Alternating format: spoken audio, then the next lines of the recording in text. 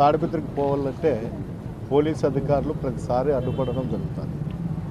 3 ఎస్పీలను కలిసినా కూడా ఈరోజు కూడా వాళ్ళు ఆలోచన చేస్తామని చెప్పేది తప్ప కనీసము అడ్డుపడము అనేది చెప్పడం లేదు. నేనైతే ఒకటే చెప్పాను ఎస్పీ గారికి కూడా ఈరోజు, దసరా పోయిన తర్వాత ఎట్టి పరిస్థితుల్లో నేను తాడిపత్రి కాన్ఫరెన్స్లో తిరుగుతా అని చెప్పడం కూడా జరిగింది.